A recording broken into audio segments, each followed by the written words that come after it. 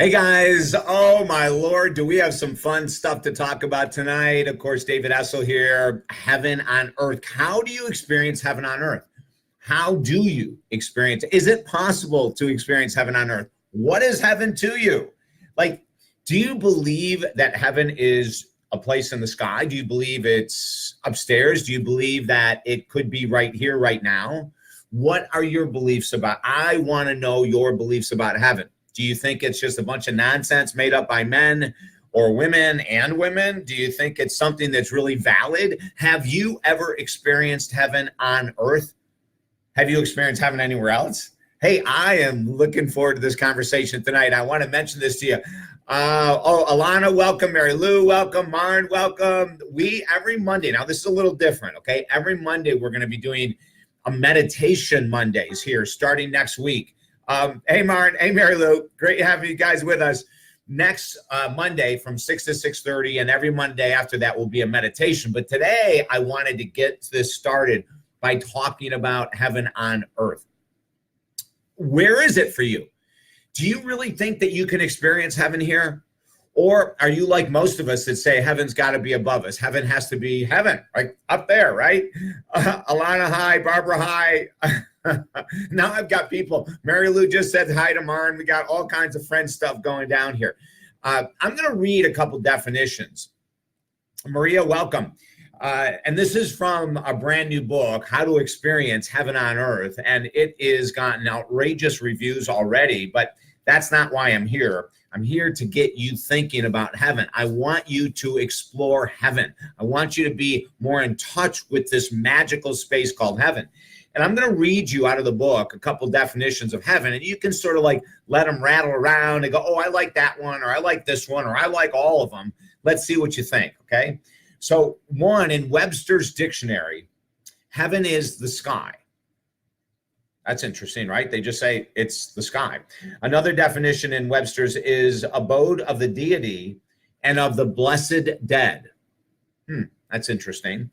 And then the last one is, now listen, this is Webster's dictionary, right? Like I did not know this before I wrote this book. I didn't know in Webster's dictionary that they had this third definition of heaven. Listen to this. A place of extreme happiness. Think about it. Heaven is here now. It's here right now. Now, if you want to believe it's not, then you have that option, right? You have that belief. You could say it's not here at all. Oh, David, that's a bunch of nonsense. Webster's dictionary just said it's here. How could Webster be wrong? Heaven is a place of joy, a place of happiness. How could it not be on earth? Now, there's more I'm going to read to you here. Now, the young monk, who's the star of this book, How to Experience Heaven on Earth. By the way, this is a spiritual novel.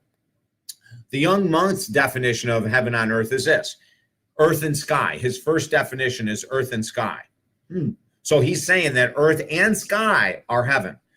And then he says, number two is home of God, the blessed, both alive and those who passed. Isn't that wild? The young monk believes that it's the home of God, the blessed, who are both alive and have passed.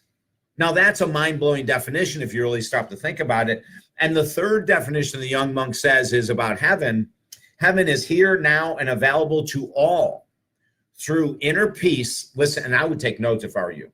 Through inner peace, bliss, and extreme happiness. Now, this is really different than what we think of heaven, isn't it? Nancy, welcome. It's really different. Like a lot of us have got this mindset, probably since we were tiny little kids, that the only place heaven is up there. And yet, when we start to think a little deeper, heaven is right here as well. Now, there are extremes on earth, right? There's famine, there's death, there's murder, there's all kinds of stuff that would make you think, oh, it can't be here. But then what is here on earth that makes you believe heaven is here? Well, it's filled with blessed people. It's filled with all kinds of joy and happiness if we look for it, right? Someone once told me the definition of a spiritual path is to get up every day and look for the greatness around us, period. Now, wouldn't that be looking around? If we're looking for greatness, couldn't we say that that's the definition of heaven? right? It's the greatness around us here on earth. Now, we go further. I'm getting all kinds of texts here already. This is a trip. We go further with our definition, and I'm going to even expand it to what the young monk wants us to hear. Every day we have a choice to experience heaven on earth or not. It's a complete choice. Heaven lies in the eyes and smiles of the homeless. Think about that. Do you ever think that heaven lies in the eyes and the smiles of the homeless? I'm going to tell you a story that's in this book. One of, I think we have 18 chapters in the book, and I'm going to tell you a story about a homeless man that showed me that heaven was in his eyes. A number of years ago, I was living near Siesta Key, downtown Sarasota, a place called Marina Jack. And I went for a run like I always did, but I had injured my knee a month before, so I was hobbling. But I was addicted to running. I couldn't stop, so I hobbled, right? So I hobbled up over this bridge, over to Longboat Key, and I'm coming back, and I got to the top of the bridge, and there was no way in heck I could continue. I had to stop. I couldn't run anymore. So I'm limping at the top of the bridge coming down, and I see this guy trying to cross 4 lanes of traffic. He's darting in, darting out, darting in, and I'm going, oh my God, would you get it together, man? It's 6 o'clock at night. There's 4 lanes of traffic. They're going nuts. The place is packed. Everyone's going like 50 miles an hour. And he's starting and stopping and starting. And finally, he walked to the side. And I said, oh, God bless him. Thank you. Stay there. The next thing I know, he starts to run across all 4 lanes. He made it to the second lane and was hit head on. He was thrown across 3 other lanes about 20 feet in the air. And I remember standing on top of the bridge watching this happen, and it looked like a dummy, a doll, hand over hand, like that, all the way. And then he crashed directly on the cement. As you might imagine, if you know anything about physiology, is that I sprinted from the top of the bridge down because of adrenaline. I couldn't believe what I just saw. My heart was shaking. My arms were shaking. My head, everything. I was so filled with adrenaline, fear, anxiety, sadness. I didn't know what I'd get. I was the only person there. I was the first. No car stopped. It blew my freaking mind. Nobody stopped. I was the only one there, and I got there, and he's on his back screaming in pain, absolutely screaming in pain. And you might be going, how is this story going to bring us to heaven on earth? And that would be a good question. And I'm going to tell you how. I looked down and I grabbed his hand and I said, please squeeze my hand as hard as you can. And he's screaming. I mean, I never heard anyone scream that loud and that in pain. And I said, what's your name? And he mumbles, Joe. And I said, Joe, we are surrounded right now by angels. Help is coming. Squeeze my hand harder as the pain gets greater. But I want you to know, Joe, we're not alone. I'm calling upon God right now. Tears were flowing down his face. He had no teeth, probably hadn't shaved in a long time. As I looked at his hand grabbing mine, his fingernails were so long and they were caked with dirt, mud, not from the accident. This was from before it. And then he looks at me sobbing, crying, squeezing my hand ever harder. And when I looked in his crystal blue eyes, I saw Jesus Christ in his face. That's one of the stories in this book, and it's one of the experiences that I've had of heaven on earth. There was nothing more beautiful than to see Christ's picture on Joe's face, and I knew he was going to be okay. I continued to stare into his eyes, and I saw heaven. I saw a man in a great, intense pain, but I also saw heaven because I saw Christ's face there. It's amazing how many experiences I've had with the homeless that have turned into experiences of heaven on earth. To end the story, I followed Joe to the hospital. A couple days later, he had major surgery. Every bone in his body basically was shattered. I followed him to the hospital. I'd visit him in the hospital. He was a beautiful man, a beautiful soul. I went to the rehab center. Of course, he had no money whatsoever. So you can imagine the type of center they put him in. It didn't matter. Joe was heaven on earth to me. He always is smiling. I couldn't believe it when I walked into the hospital and he asked me if I brought any food, and I did. I brought him t-shirts and shorts and everything because the guy had nothing, right? And he was all excited. He goes, David, this hospital food is terrible. And he's all excited. Then he opens up a bag and I had brought peanut butter and crackers. Wait till you hear this. He looks at me with this huge smile, no teeth at all. And he goes, how am I going to eat this with no teeth? He was laughing so hard after having surgery on almost every bone in his body. And I couldn't believe it. He was my teacher. Heaven is here. Do you understand where I'm going with all this? We have a tendency to want to put off, if I'm a good boy, a good girl, I'll get into heaven. But what if a good portion, or what if the flip side of heaven on earth was here? What are we waiting for, right? It's like that spiritual teacher that told me every day should be heaven on earth. Every day you should be going and looking for the greatness. I look in my backyard. Oh my God, I am so blessed. All these tropical plants that I planted, they're blooming, they're taking off. The bougainvillea are out of this world. The elephant ear plants are out of this, huge. I just replanted my money tree out there, huge. It's all huge. It's gorgeous. It's heaven on earth to me. How about you? When was the last time that you experienced heaven on earth? When was the last time you looked for it? It's all around us, right? Like, if you're in love, feel that love as being heaven on earth, right? What about when a puppy comes into your existence? Is that not heaven on earth? I love greyhounds. They're my favorite dog in the world. I've had a bunch of them. And to me, when you get a greyhound and it's the right dog for you and there's no serious issues, that's heaven on earth to me. And for my greyhounds I've had in the past, I have walked through walls for them, as everyone should that owns pets. I have walked through walls because they are heaven to me. To have a dog on your bed, petting it, playing, to me, that's heaven, right? What about sex? What about an orgasm? That's heaven on earth.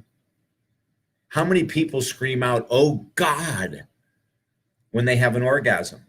Is that not an example of heaven on earth? You know what I'm saying? I've got some comments coming in here, and I want to try to catch up everyone.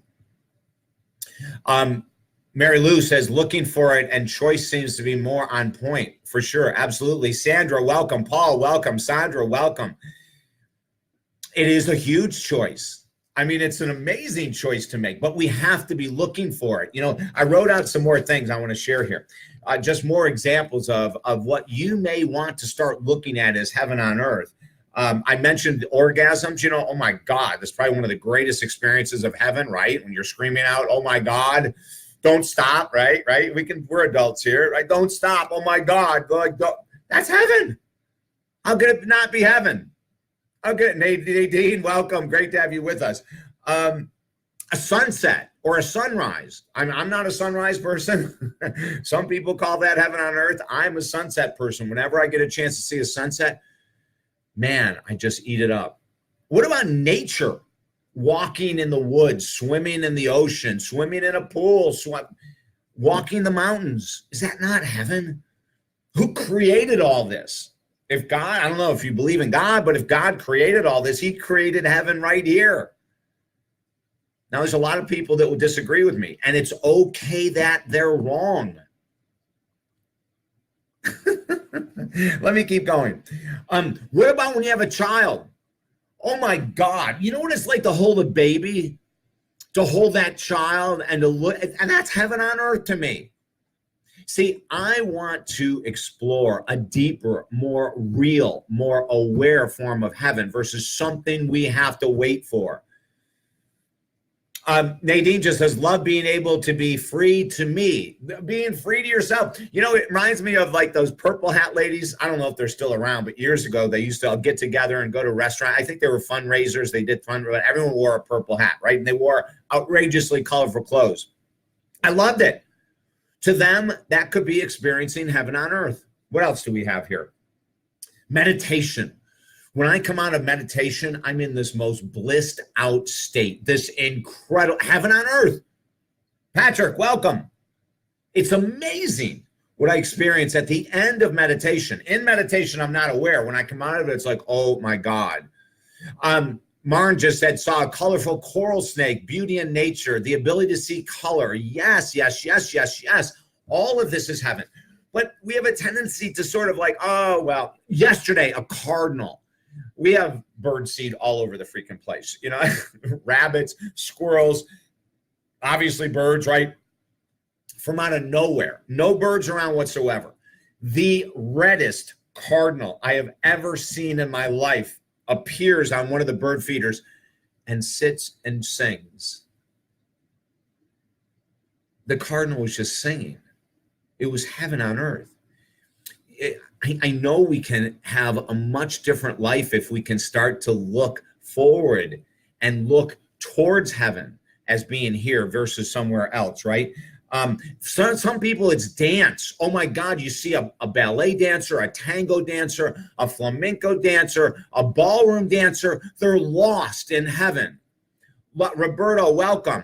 They are lost in the experience of heaven. As a matter of fact, do you remember that book, Flow? God, I interviewed the author. He's got this 17,000 letter last name. I can't remember it, but anyway, I interviewed him a few times and I loved him. He was talking about, like, have you ever seen kids at the beach when they're building sandcastles? And they've only been doing it for 6 hours, and you tell them you have to go in for dinner and they freak out, right? Like they have no idea they've been out there for 6 hours. Heaven on earth. I have a couple friends on Instagram that are big fishers. You know, I used to fish a ton. I don't fish anymore for my own reasons, but I don't judge anyone who fishes. And when I talk to these guys and they talk about what it was like to go out at 6 a.m. and catch their bait fish, and what it's like then to see the sun rise, and for them to go into the mangroves and all these places that are just absolutely heaven on earth. Absolutely. So when we get lost in flow, when time goes by and we can't imagine that many minutes or hours have gone by, that's heaven on earth. It's right here. Now, this isn't the heaven on earth I was taught. You know, I was taught that, well, lots of guilt, right? Like if you want to get to heaven, you got to be good, or you're going to purgatory, you're going to hell. I'm going to put this on record right now. I don't believe in purgatory or hell. That's just me. You don't have to agree with me. If you want to believe in hell, please feel free to. I believe in an everlasting heaven that is here now and one that we will go into after this life too. I also believe in an all-loving God, which is why I can't believe in hell. And I believe everyone gets to heaven. And I know that's controversial, and I know you may disagree with me, and that's okay. I'm not here to win friends or to win fans or to win anyone over. I have an opinion. You have yours. If it's different, I honor your difference. But I believe that there's only one existence. If there's an all-loving God, I believe there's an all-loving heaven, and we're in it right now. And when we pass from this plane, we'll be in it again. Isn't that wild to think? Oh my God, I love these conversations, and I want to inspire other people to be a little bit more open-minded so that we can experience more joy here. And that does not take away from the trauma we all face. That does not mean that it's supposed to be, you know, an experience of bliss every day. I think that the human experience, a lot of it is overcoming challenges, right? And that's how we build faith, and that's how we build confidence, and that's how we build self-esteem. Now, I'm going to go on the record also and say I don't like my challenges. I'm going to be very honest with you. I don't really care for this whole year. I have continued to hit one trauma after another. I'm not bitching. I'm not asking for anything. I'm not being a victim. I'm not saying that I shouldn't have gone through this or I shouldn't be going through what I'm going through. I am in the middle of it, and I have been all year, and it's really hard. But that's why I wrote this book, and it's just not just for the world, it's for me too, right? Like, to remember in the middle of pain that while I'm going through this traumatic experience for 12 months does not mean I can't still also experience heaven if I want to. You see, when we go into that victim mindset, there's no way the victim can ever experience heaven and pain at the same time. I want you to know that you can experience heaven and pain at the same time. You can have that unbelievably gorgeous cardinal. You can get lost in a great dance, or get lost in exercise or a long run. You can get lost in playing tennis. You can get lost and you can still come back to pain. So I'm not being this Pollyanna person that's saying that everything should be heaven-like and everything should be effortless and easy. I'm saying it can be a lot more heaven-like, even if we're in pain. I believe so much in faith. I believe so much in God. I believe so much. I'm not saying that life is always going to be blissful, but I'm saying that if we pay attention to this recording today, we might be able to experience more joy, more bliss, more heaven-like experiences with nature and art and dance and music. I didn't even mention music. Oh my Lord, if you love to play music, is there anything better? Heaven on earth. You can get lost in the guitar, the piano, singing, right? That's heaven. It's amazing to me. It's absolutely amazing that we have all these experiences to immerse ourselves in heaven if we so want to. I'm running a marathon. I totally forgot about that. I've got one of my clients, actually several. One guy, Gordy, just ran 30 miles. I haven't talked to him. It was a race. I haven't found out how he did or what's going on, but I want to really get with him and find out. I've got another guy that does the Ironman in Hawaii, and he tells me that even though it's outrageously painful to train, and during the event he's unbelievably in pain almost the whole time, that it's heaven-like. He said, David, I don't even know how to explain it. I said, you don't have to. I know what you're saying. You can have heaven and discomfort going hand in hand if we're consciously aware, right? You can be going through traumatic experiences and give yourself a break and experience heaven. And that is your choice. And that's the choice I'd love for you to make, okay? It's a beautiful world out there. The more we look for beauty, the more we see beauty. Remember those statements? Whatever we look for, we'll find. And if you look for heaven, you just might find it here. I know you will. Every day of your life, you can find it. Even if it's just for 30 seconds, you might be going through absolute hell in your life, but you stop. And you watch a duck with her babies crossing the road. That could be your heaven. That could be something that brings you down just a hair. The anxiety, the anger, the depression, the fear, the whatever you're going through. We can have it both ways. We can have the discomfort and the heaven at the same time. Okay, I'm going to read the very end of the book here. And then if you guys have any comments, any questions, I love these opportunities to meet with you and to speak with you and maybe to open up both your mind and my mind more. The more I speak about this, the better it is for me. I hope that you're benefiting from some of the words that we're sharing right now. Here, Marn just said, heaven on earth, teaching music lessons. I get lost and forget the time. I could go on forever. I have to set a timer. See, that is heaven on earth. Thank you, Marn. That is awesome. Diana, welcome. I want you to know you can have it all at the same time. You really can. Discomfort, trauma, pain, and heaven, all right here on earth. Let me read this. This is the closing comments in the book, How to Experience Heaven on Earth. And I highly encourage you to get the book. It'll definitely trip your mind about how this monk started to find heaven here. When he thought he went into the monastery, he thought he was preparing for heaven down the road. He was shocked. And I'll read the closing. Let's see. Nikki, welcome. Now that we've learned from the young monk all that we need in order to live with more peace, more love, and more joy, remember to create a list of steps that you'd like to follow to make the life changes you desire. Heaven is here, right now, right under your nose. The answer to the question, is it possible to experience heaven on earth, is a resounding yes. The monk, like many of us, had to experience on his own, and often the hard way, that it is possible to experience heaven every day we are alive. The choice, though, will always be yours to make. If you believe it is possible to experience heaven here now, I guarantee you will. I'm among the millions that have had the chance to see, feel, and even taste heaven daily. Then, of course, there are days that I forget. And the discomfort returns only because of the thought that I am simply human, that I am separate from God. When I reawaken to the possibility of experiencing heaven again, guess what? It magically appears.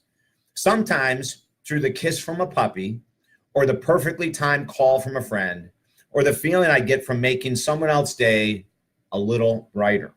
Of course, there are the more profound experiences of heaven here now too, like the instant removal of a long-held addiction. Have you ever heard anyone say that? They've had this spiritual experience that they were an addict or an alcoholic, a food addict, drug addict, alcoholic, whatever it might be.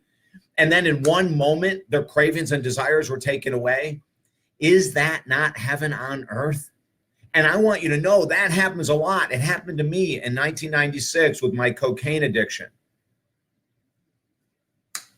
It was gone. Now, I will tell you, I prayed for years for it to be gone. And my experience of heaven was a freedom from a drug that had kept me in handcuffs for years. I've never returned. I never will return. I believe that's heaven on earth, that spontaneous healing, heaven on earth. Or the seemingly impossible healing of a disease or an injury that occurs in a split second, heaven on earth. And yes, I'm one of the millions who has experienced both of these occurrences, proving that heaven is here now. Thank goodness we have the opportunity to try this theory out every day. Heaven. Perhaps the incredible feeling that you must be experiencing heaven on earth right now when you realize that you and the divine are one. Can you accept that? Remember in chapter 1 of the Bible, made in his image? I believe that the spark of God, the divine, is in each of us all the time. Just a thought. The knowing that there is no separation, that you are made of simply divine material, that you, yes, you, are perfection in motion. The feeling of love that instantly changes your day is heaven in action. Have you ever had someone, were you ever really hurting and someone called you and cared for you? And all of a sudden you felt loved and you felt that experience of love? Couldn't we consider that an experience of heaven on earth? And understanding that where it's stated in the Bible that we are made in his image is straightforwardly saying we are part of the divine. That, my friends, is heaven on earth, right? Reflect back to the stories in this book from the young monk that moved you the most, or maybe the ones that offered you the chance to think in a different way. Remember, writing down your plan leads to action, and along with faith, even the smallest amount of consistent action can move mountains in anyone's life. How do I know this to be true? That's an easy one. God told me so. I hope you've enjoyed the monk stories as much as I have. I wish you an amazing day. Heaven on earth. I believe it's here. I believe it's now. And I believe you can experience it and I can experience it more if we plan on it, if we look for it, if we try, if we stop, if we slow down. Alana has something I want to read to you. She says, 4 years ago, I had to have emergency brain surgery from a rare sinus infection that spread through my brain. Months prior to the surgery, I heard God tell me it was my brain and that everything was going to be fine. And I will get to talk about his grace and glory. 20 cases ever reported with my condition, and 80% of those cases died. I am alive. That's my heaven on earth. Alana, that is beautiful.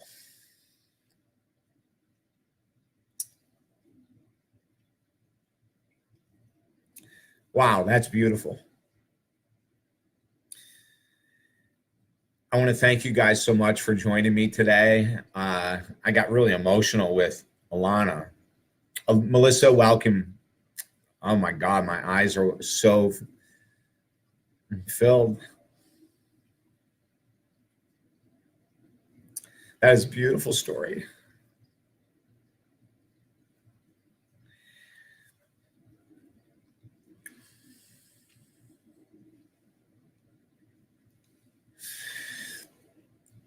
Don't let another day go by without looking for it. I would say don't let another moment go by without writing it down. When you experience something like that cardinal I talked about, or going into flow, or a miracle like Alana has experienced and many other people, write it down, right? Like record it. Or the most beautiful music that you've heard, or maybe when you're dancing, write it down. Don't Don't like look at it and go, oh, there's heaven on earth, and let it go. No, no, no, no, no. Write it down. Write it down. That will help you recall it, remember it, share it. Share your heavenly experiences with other people. Those times that you lost space and time, the times when you were just immersed in something absolutely magical, wonderful, beautiful, okay? And the more you do that, the more powerful and beautiful life becomes. Please share this video on your wall. Let people know that there are individuals out there such as myself, and there's millions of people like me that only want you to grow, to be more appreciative, to be more grounded, and to be more like heaven, right? Okay, so if I can help you at all, go ahead and email me at the website. It's on this little video, davidessel.com or talkdavid.com. And if you have the chance and you want to read a really inspiring story about how to experience heaven on earth, grab our new book. It is absolutely powerful, and I hope it will change your life as it's changed so many people before who have read it too, okay? So I love you all. You have a beautiful day, and I will look forward to next Monday. And next Monday, we're starting Meditation Mondays, 6 p.m. Eastern time until 6:30 every Monday, sort of to give the brain and body a break, okay? You can join me, sit back, close your eyes, and relax starting next week. Okay, have a beautiful night.